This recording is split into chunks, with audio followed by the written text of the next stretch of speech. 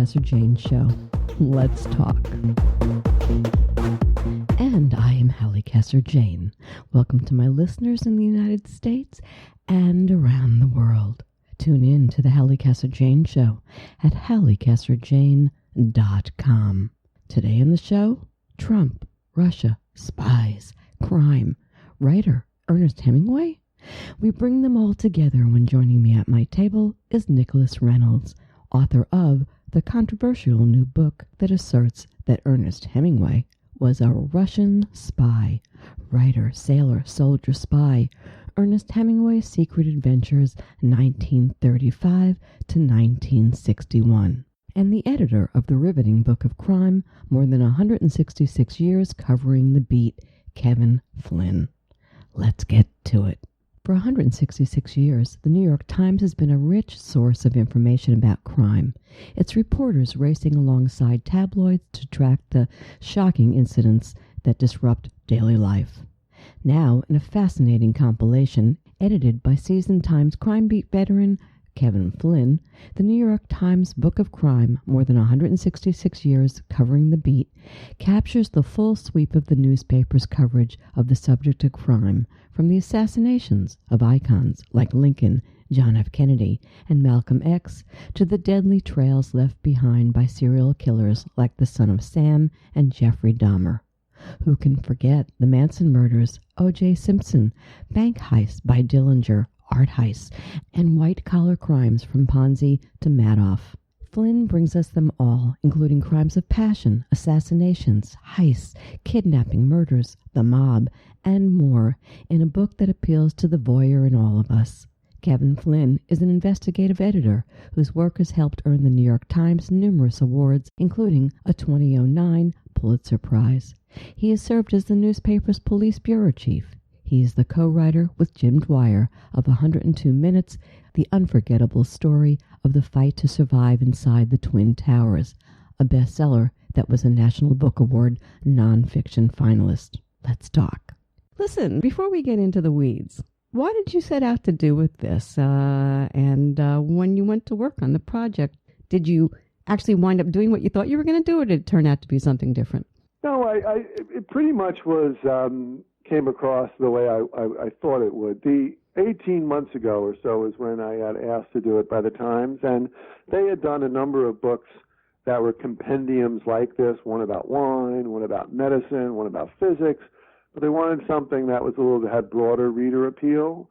And so because I had some history as both a crime reporter and a crime editor, they asked me whether I would put together the book. And the biggest problem for us was that when you try to transverse the entire 166 years, there's just too much to take stock of. So initially, I was going to have a chapter on policing, but I realized that I would only have room for 10 stories. And to do the history of policing in 10 stories seemed to serve a complete injustice to the topic. I mean, you got fingerprinting.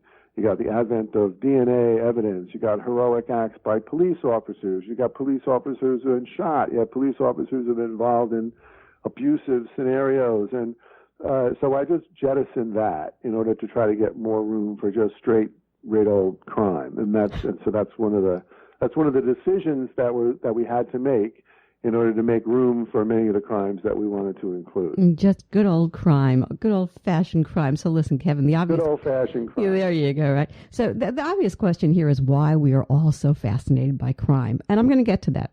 But I want to ask you why you are. You have a long history of being around this. What's the story? What's that fascination for you? You know, I think that... I think I grew up in New York City. I think I grew up around a lot of police officers when I was a young guy. And when I was trying to figure out what I wanted to do with my life, I think that journalism for me was like a good way to sort of uphold my own vision of law and order by writing about things that I didn't think should necessarily take place. So my affiliation has long been towards looking at the society in terms of whether or not people are upholding the law, and so the crime is a natural milieu for me to operate in. So question here, are we all nuts are we all just one step away from being criminals ourselves? What's our deep, utter, bizarre, in my opinion, fascination with crime?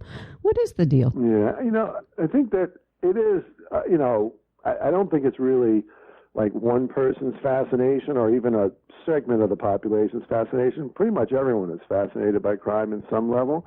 And I think it has to do with two things. One, I think we're all voyeurs, and we all think that but for the grace of God go I. And so we empathize with these people who have found themselves in terrible situations.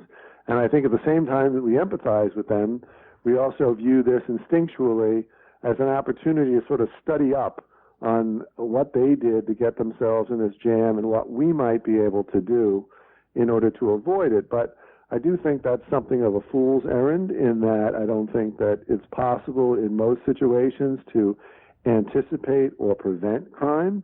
And yet it does give us a sort of an inherent sense of comfort to think that we're doing what we can to protect ourselves. So it gets down to me on this one, because I have to ask this. I mean, when you traffic in this world of crime, as you do you have to become a little twisted yourself in your own thinking? Do you have to steel yourself against evil, like evil can penetrate, come back and get you? Were you born with a criminal mind? Because, Well, I think that the danger for me has been becoming complacent about it, meaning that as I was doing the book and picking the articles, you can have a tendency to say something like, this is a good one.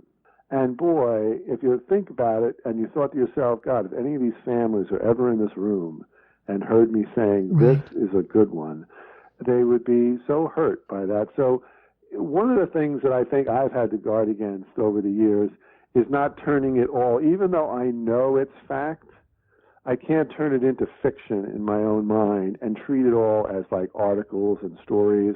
I don't think we can ever do enough to sort of remind ourselves that these are actually real people that existed on the planet, and terrible things and painful things for their family happened to them. That's so much easier to do for the cases that happened yesterday or a month ago or even a year ago. But it's so hard to do when it comes to cases which happened 50 years ago or 70 years ago, in which they just seem to be fiction at this point. That's such an interesting thing, and that leads me to where I want to go with that, because I want to say to you that all of this to me, I have to tell you, the crime to me and dealing with crime, and I've been on that end, that you're on reporting crime, it does have, it takes you over when you're in a story like that. It just completely, it's like a blanket on top of you. It can be a dark blanket. It can be it can make you a little crazy, I guess is what I'm saying. But from the editor's point of view, as well as from a writer's point of view. And this is a little crazy. Do you think that how we approach it and how we write it depends upon, murder, violence, evil, what's going on in the human psyche with all of it? I'm going around in a circle on this because I'm trying to get to something that's a little strange that I've never asked anybody this question before. Okay. And that is that, I don't know, we're a little crazy in how we even as an editor approach it to sell it, because crime is business for newspapers. Right. No, that's true. I mean, and the decisions that we make about what coverage is associated with crime is, on its best day, it's associated with novelty. Because we think that, well, this is the kind of crime that this neighborhood doesn't typically have this kind of crime, or it doesn't typically take place in a monastery, or as is one of the cases in the book, there's a murder that happens on the roof of the Metropolitan Opera. That made what was basically a sexual assault, which would be perhaps routine if it happened on Staten Island or in Queens. But because it happened on the top of the Metropolitan Opera, it became a news story. And that is the calculus by which we choose what becomes a newsworthy story and what doesn't, is something that I think we always have to keep an eye on. Yeah, because there are 1,000 murders in the naked city in a day. I mean, that's an exaggeration, but you get my point. And so what becomes the story that you then choose to pursue? Right. And one of the things that the Times is doing this year, which I highly applaud, I'm not really directly related to to the coverage of crime these days, because a little bit I am. I'm in the culture desk now, and I sort of run the investigative stories related to culture. So some things like the death of Prince will still fall to me, but the day-to-day crime coverage I don't have a role in anymore. But one of the things that the people who are running that are doing is a series about the 40th precinct in the Bronx, in which they've decided that the best way to tell the story of crime in New York City is not by scattershot coverage all over the place of different crimes in which there's no connections or nexus, but to basically take every murder in a largely unreported section of the city in the Bronx, the 40th precinct, and basically report out every murder that happens in that precinct. So I'd say that they're about 9 months to a year in on doing that, and each one of the stories has been very long, and each one of the stories has had a great deal of heft as it relates not only to the nature of investigation, but also into the nature of the root causes that ultimately precipitated the violence. Everything from a believable financial situation in one case to perhaps just a freak act of anger in another. But it's been very, very illuminating and a very good series, and I applaud them for it. And then what happens? What the public affirms what is a story that's going to have more legs than a different by sale, by what? You know what I'm saying? I mean, that's I guess one would have to ask that question. That obviously, unlike years ago, where the only thing that was ever measured was the total sales of the newspaper, and you had to make some very broad-based judgments about whether or not readers were responding to individual articles based on whether they were responding to the product as a whole. Now, newspapers and other news vehicles can measure story by story, online anyway, what the impact of their stories are with readers. And, I think that one of the things that we have to guard against is simply reporting that which is popular, right? That's always been the case. I mean, when I used to work for like the Daily News and some other newspapers, it was clear that if you did a story about an animal in distress, which wouldn't necessarily be the most important story to do, but readers would always want to read a story about an animal in distress. And yet that may not necessarily be the best way to spend our resources and the limited resources that we have. So I don't think popularity can be the only index.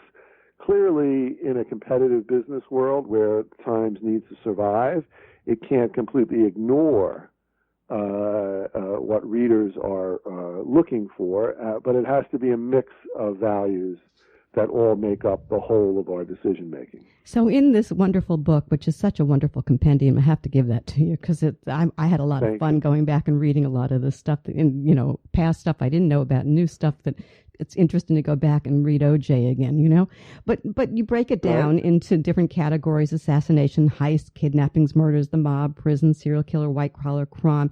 What struck me, I'm telling you, Kevin, I thought to myself, we do seem to treat serial killers as more evil than even a mob killer. I mean, it's funny how humanity responds to different forms of crime, and some is even acceptable in an odd sort of way. The Godfather, right?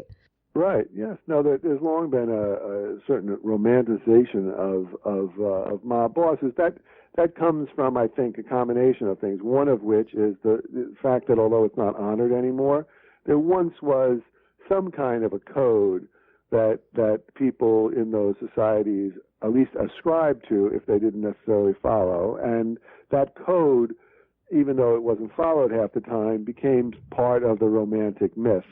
And secondly, is that the number of crime acts, in terms of violent crime acts, that came to exist outside of an organized crime circle were rather limited, meaning that the people who typically were murdered in an organized crime setting were people who had some kind of business dealings with organized crime figures, and as a result of that, the broad general public didn't feel as threatened by them as perhaps they might have or should have. But I think those two factors led to a romanticization. That and movies like The Godfather. Exactly. Where Marlon Brando is clearly, in some ways, the mayor of that community, all led to the romanticization of those figures. I only have time for 2 more questions, so let's be quick in the answers. In the book that you write this, you write, quote, "Lurid writing can overwhelm lurid deeds." I can't not bring up writing because the writing is so phenomenal in this, when you go back and you read these stories. Prose and serial killing seem an unlikely combo, though. It's an interesting thing to write about, isn't it? Crime.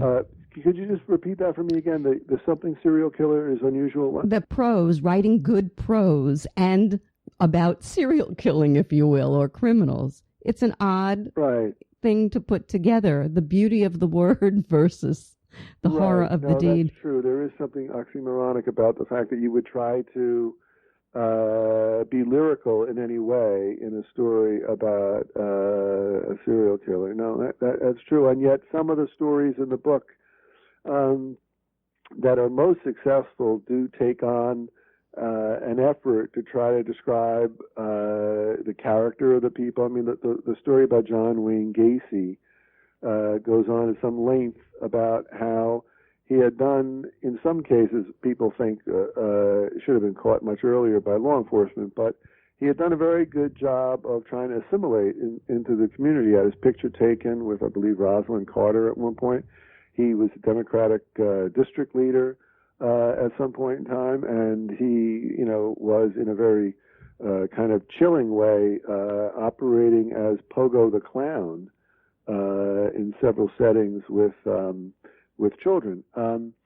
All of those kind of novelistic details do have a tendency to fictionalize or blunt the savagery that was involved in killing what I think was 33 young men. And so I see your point. I don't have time for my last questions. I'll throw it out there. You'll have to come back so you can answer it another time. Is there morality to crime? Is there morality to crime writing? We'll leave it there. Thanks, buddy. Much appreciated. So I'm glad I missed that one. Thank you. I've been speaking with Kevin Flynn, editor of the New York Times Book of Crime, more than 166 years of covering the beat. For more information on the book, visit Amazon.com. You were listening to the Halli Casser-Jayne Show. My guests today are Kevin Flynn, author of The Book of Crime, more than 166 years covering the beat, and Nicholas Reynolds, author of the controversial new book that asserts that Ernest Hemingway was a Russian spy, writer, sailor, soldier, spy, Ernest Hemingway's Secret Adventures, 1935 to 1961. Tune in to the Halli Casser-Jayne Show at hallicasserjayne.com. We'll be back in a minute. Stay with us. A message from the American Podcast Council. Hey, everybody, gather around the piano. All right. Boy. Hey, what you listening to? Podcasts. How can I listen to podcasts? Here, let me show you real fast. It's easier than baking a cake. Well, I should hope so. Hey, there's nothing on earth like a genuine, bona fide, electrified 3-part podcast. Yeah? That's right. And it seems today, in our troubled world, most people don't know what a podcast is. No. It's true, but you know. Got one in your ear right now. Sure do. So please, help me out. Show your friends and neighbors how to cast a pod. Okay. Then tell the world about your favorite show using hashtag Tripod. That's TRYPOD with a capital T and that rhymes with P, and you know what that stands for. Podcast. Hashtag Tripod. That's TRY pod. And we are back on the Halli Casser-Jayne Show. Ernest Hemingway is surely one of our greatest American writers, whose life has been mapped to the fullest. But despite the gazillion words written about Hemingway, now comes new insight into one of the most famous lives in literature. In his new book, Writer, Sailor, Soldier, Spy, Ernest Hemingway's Secret Adventures, 1935 to 1961, Nicholas Reynolds reveals the secret that during World War II, Hemingway became a spy for Soviet intelligence and tried to spy for the U.S. too. While he was the historian at the CIA Museum, Reynolds, a longtime CIA officer, former Marine colonel and Oxford-trained historian, began to discover tantalizing clues that suggested that Hemingway's involvement in World War II-era intelligence work was much more complex and fraught with risks than has been previously understood. He brings the secret to life for the first time, Hemingway's recruitment by Soviet spies in the NKVD, the forerunner to the KGB, followed by relationships with the U.S. Department of State, the Office of Naval Intelligence, and the American OSS, the precursor to the CIA. Let's talk. I have to tell you, this is absolutely, positively fascinating material. But let's get a little background on you before we get into the story, because I think your story kind of coincides with his story. Talk to me. Well, there's some overlap. I mean, I've been in the Marine Corps. I was an infantry officer, so earnest soldier side and mine overlap a little bit. I have worked at the CIA and most recently as a historian for the CIA Museum, and then I fancy myself a writer. There's some overlap between me, and I don't know nothing about no boats, so you can leave out the sailor part. You probably know a little bit more now than you knew when going into this thing. Okay, so here's the deal: you're working at the CIA at the CIA Museum. When you come across this material, you kind of stumbled across it. What happened? I was researching something else, and I was checking to make sure I had touched all the bases, that there was nothing I had missed, and so you search collaterally, right? So you know a collection is, your subject is straight in front of you, and you work that, but then you check the right and left limits. Is there anything else out there you haven't seen? And that's what I was doing. So I checked a book called Spies, which was about Cold War espionage, or actually pre-Cold War espionage by the Soviets in the United States. And there was Ernest Hemingway. I was just blown away. I had not expected to find anything at all about him in there, and I was just checking it for the sake of completeness. Well, when my good friend Terry sent me the pitch on this, I have to tell you what, my heart stopped. So I can imagine how you felt. I went, what? This was one that I had not heard. Hemingway often claimed that he liberated the bar at the Ritz Hotel when he joined Allied forces as they freed Paris in August of 1944. A little biographical background on him for those who may not know, taking us to his participation in the Spanish Civil War. I think that's important to the story. Okay. The Spanish Civil War is a pivotal event in this story. That's when he gets courted by the Soviets. He meets members of the Comintern, the Communist International, kind of the propaganda arm of the Soviet Union abroad, and also the NKVD, Soviet spies. And he likes talking to them. He absorbs what they're saying. He absorbs their point of view. And then after the Spanish Civil War, his heart's broken when his cause, the anti-fascist cause, is defeated. So the Spanish Republic is conquered by the nationalist troops who are aided by Nazi Germany and fascist Italy. So he continues to look for ways to fight the good fight, what he sees as the good fight. And that's when he gets in with the Soviets. He looks at them as the best anti-fascist team around. This is a time when the Soviet Union and America are not enemies. They're not allies either. It's before both sides get into before the Soviets and the Americans get into the Second World War. But he still thinks of them as, hey, they're the anti-fascist hope of the future, and he's also indebted to them for supporting the Republican cause in Spain. And then the U.S. gets in the war. He sees he can join the home anti-fascist team, if you will, and is involved in a number of activities. First in Cuba, and then in Europe, and that's when he, outside Paris in August 1944, he is arguably at the pinnacle of his career as an intelligence officer. He's running this small tactical intelligence bureau, and he does it all. He's kind of he's an amazingly multi-talented guy. He runs agent operations. He debriefs line crossers and prisoners. He plots these things on a map. He writes up the reports. He briefs the operators, the decision makers who are going to fight the next day. And I'd say makes a contribution that saves lives in the fight to Paris. And then he gets in a Jeep and joins the columns going towards Paris.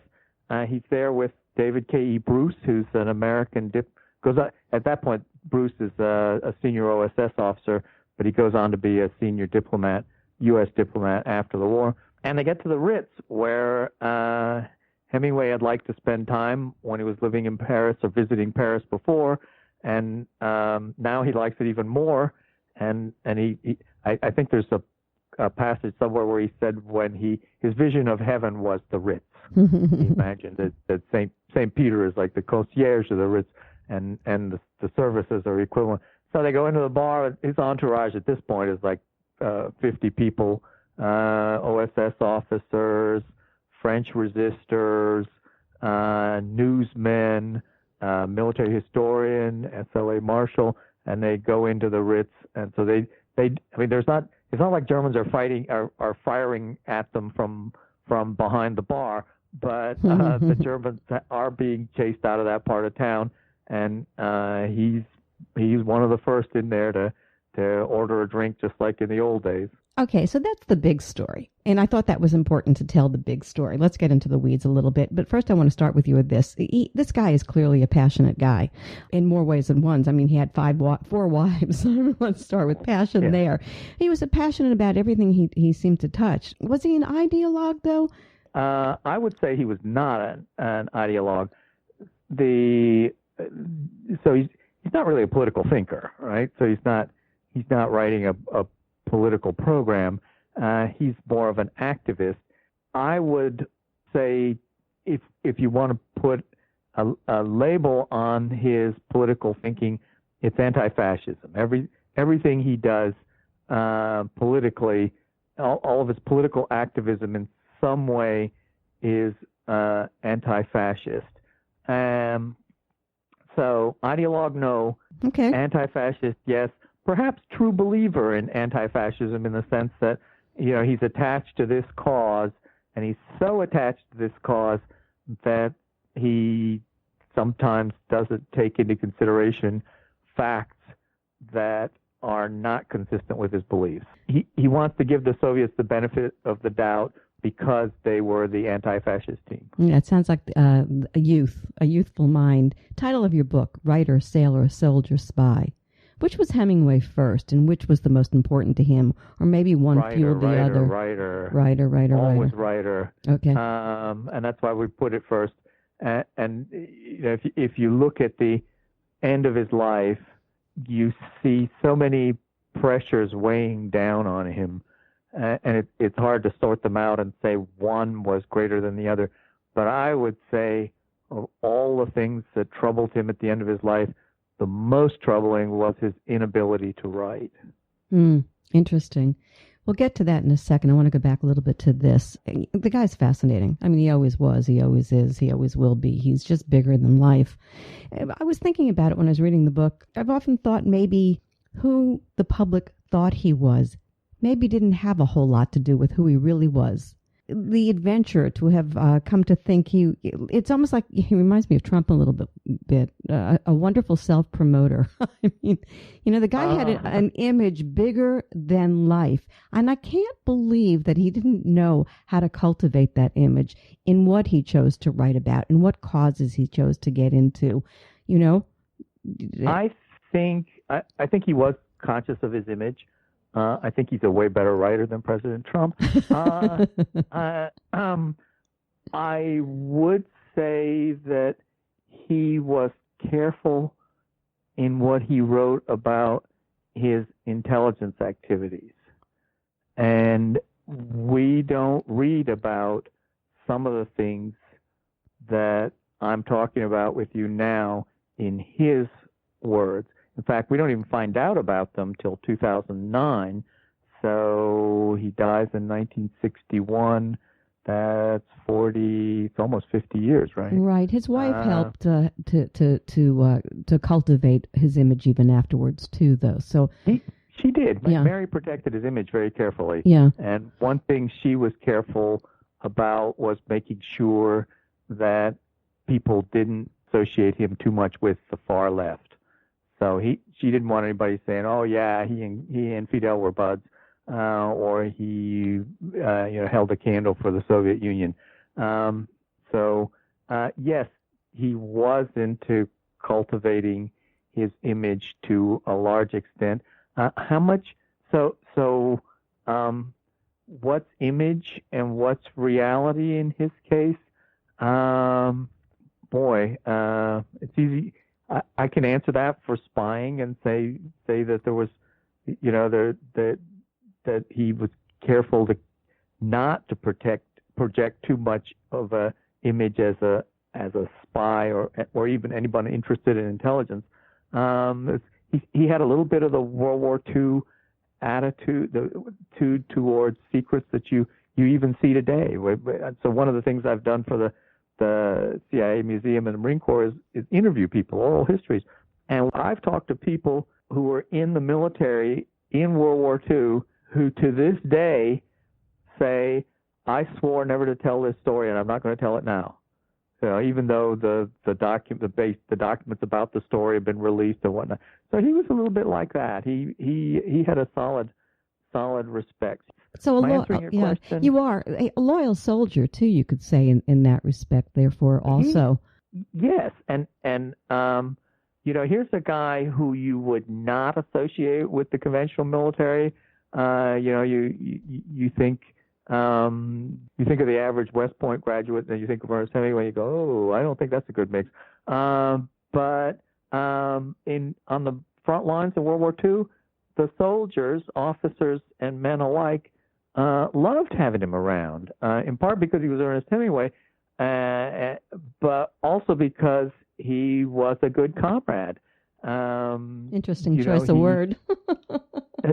Comrade. Well, comrade in arms. I don't mean that. Caught you on that. Comrade Hemingway. So he was a good guy to have around. He told good stories. He helped take care of you when you were sick. He was willing to fight and grab a weapon when the Germans came through the lines. He didn't say, "I'm a journalist. I can't fight." If it was absolutely necessary, he grabbed a weapon and he stepped up to the firing line. There's this. So he worked both sides. He worked for the OSS, right? Which maybe some people don't know what the OSS. It was the precursor to the CIA, I guess. Correct. But which people of a certain generation probably never heard of the OSS. And in that role, that was one role. What happened later is another conversation, which I think we're going to get to in a moment. But I want to go with you to this, and that is, you're a CIA officer, right? So what's the character? What's the trait they're looking for when they recruit? Well, there's more than one branch of the CIA, but one of the things is discretion. Yeah. So you see. You're looking for people who can keep a secret. Then there's subspecialties at CIA. Some of them are technical. Some of them are related to dealing with human sources. It varies, but discretion and loyalty are huge. How about a really good, secretive, clever mind? Yeah. I mean, you can come with that, or you can acquire that by working in that environment for a good period of time. So that can be taught, huh? Oh, I think I want to go to CIA school. So. I mean, some people are never going to learn, but others, you work in that environment long enough, you acquire it. So you say that Hemingway liked the shadows. I like that. I love that conversation. He's fascinated by the shadow, yes. Talk to me about the shadow, because the shadow was something that I understand. I'm not so sure the average American understands shadow. Well, I think of life in the shadows as the movie Casablanca, Humphrey Bogart, Lauren Bacall. film noir. This is where the important things that are occurring are not necessarily what you see, but what goes on behind the scenes. And I think Ernest has that belief that what you see is not necessarily what you get, and sometimes what really matters is what's going on behind the scenes. He also liked exotic people, and he landed into a lot of conversations with some of the great exotic people of not of our times, but of the times prior to our times, as well as exotic locations, including at one time Key West, which was very exotic when he got there. After reading your book, by the way, I was about to move to Key West. I've changed my mind. Yeah. I was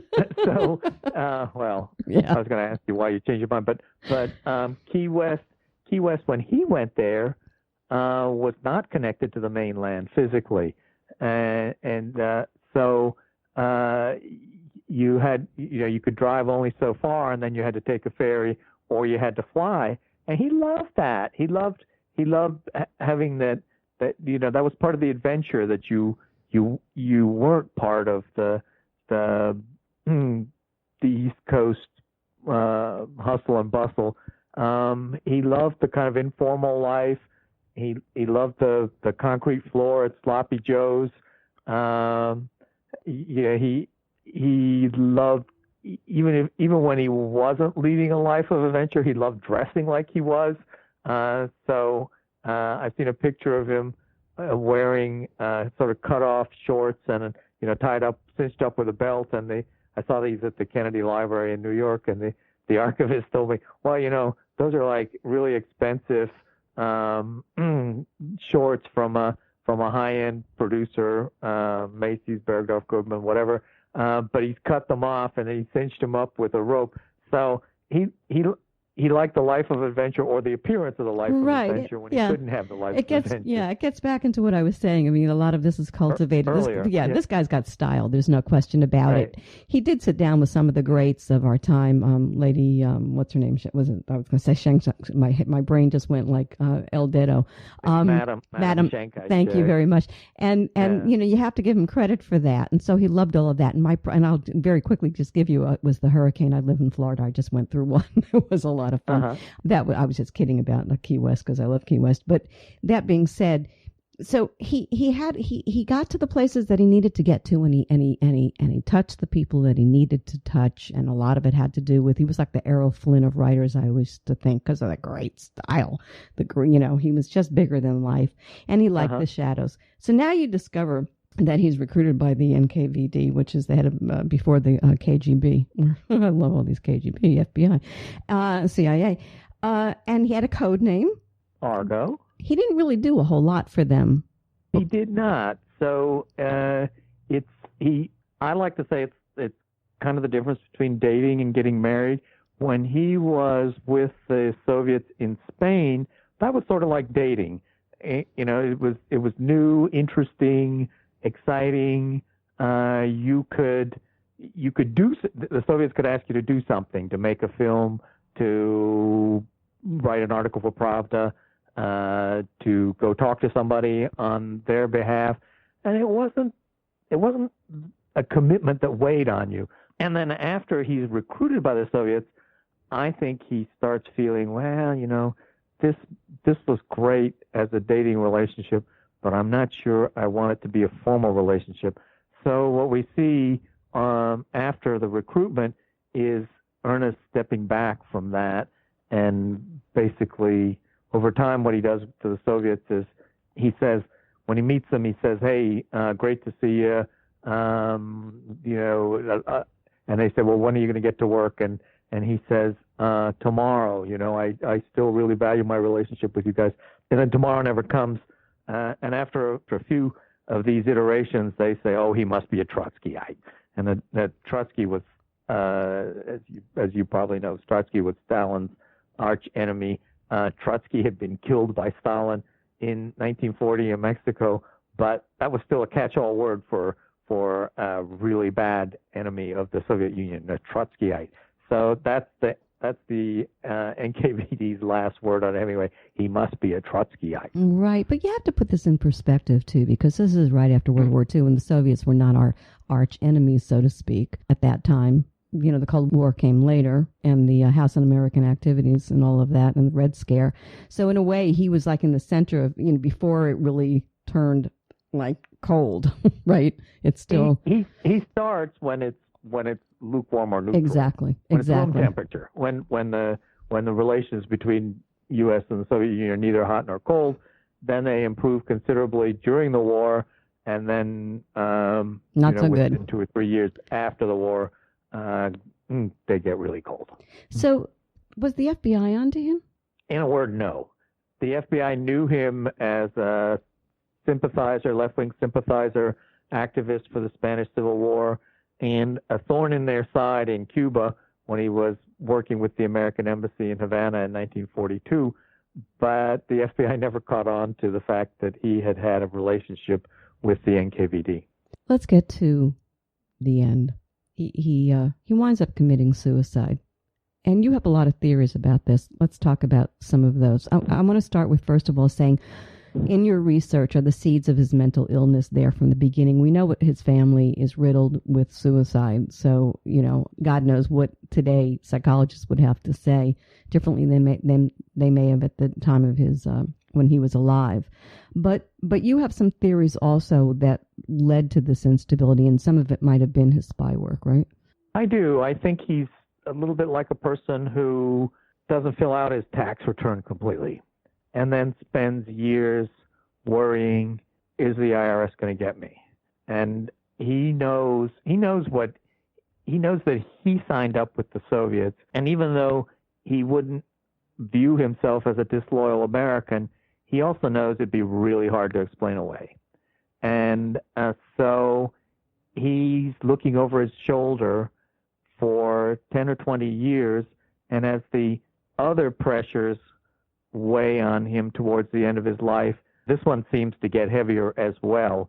And so he's almost literally seeing the FBI under every bed. The last night of his life, he looks over at the next table at the restaurant he's in, and there's two guys dressed in business clothes, a little out of place in Ketchum, and he says to the waitress, "Who are those guys?" And the answer is something like visiting salesmen. And he says, "No, they're FBI. I can tell by the way they're dressed." So he's worried that the feds are coming for him. Am I saying that's the drive? That's it. That tipped the that was the tipping point. That's what drove him to suicide. I really don't think. I wouldn't put it that way. I would say it was one thing adding to his burden. And if I had to, without being a psychiatrist, if I had to say there was one thing that really bothered him and that drove him down, it would be his inability to write. Right at the end of his life, he found it hard to write even a simple sentence. So, and that was just shattering for him. So you come across all of this, you research for 3 years, you write this phenomenal story. Did you talk to his family? Where are they on all of this? This has been a long-held secret because obviously other people knew. So the members of his family, there's his son Patrick, who I have not spoken to.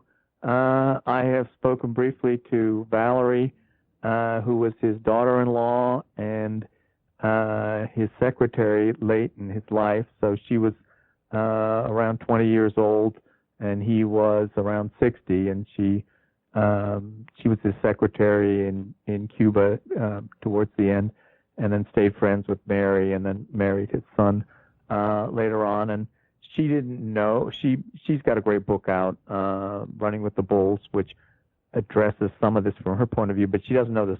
She doesn't know the spy part. She did not know the spy part.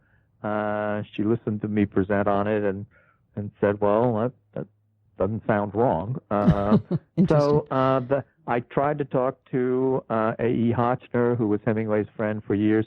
He's still alive. He's getting on there in years. He told me he is no longer speaking about Hemingway. Interesting. So how did you feel about putting this out there? In what sense? Well, how people were going to respond to it, whether or not people would think you were crazy, whether or not. Well, I mean, so my hope was that I would be helping people to understand a fact that was already out there, namely that he'd had this relationship with the KGB, the NKVD, the predecessor of the KGB. So I was imagining that there were people like me who came across this fact and then went, well, wait, what does this mean? And so that's what I wanted to put out there. And hope that it adds another or explains another layer of Hemingway's life, and doesn't. I also hope it doesn't turn people away from him. And I think there's going to be I think there's going to be all kinds of responses to this, to what I'm saying, that'll run from this proves he was a blank-in traitor, to so what, so he signed up with the Soviets, but he didn't do anything, to maybe there's somebody who's going to say, well, I'm just doing it because I used to work for the CIA. I'm an apologist for the U.S. government, and I'm not sure how that works because the CIA really doesn't care one way or another about Ernest Hemingway. FBI maybe, but for the CIA, this is this doesn't cut one way or the other. So anyway, long story short, my hope is that those who are curious about how the how and the why of this story will be satisfied by what I write. And my other hope is that it's a good that people will read it as a good story, that they will enjoy the read. I've tried very hard not to write as an official historian, and to craft a narrative that is interesting and fun to read. I've been speaking with Nicholas Reynolds, author of Writer, Sailor, Soldier, Spy, Ernest Hemingway's Secret Adventures, 1935 to 1961. For more information on the book, visit Amazon.com. Thanks so much for tuning in to the Halli Casser-Jayne Show, a production of RESEC LLC. The Halli Casser-Jayne Show posts new podcasts Wednesdays, 3 p.m. Eastern. Visit HalliCasserJayne.com.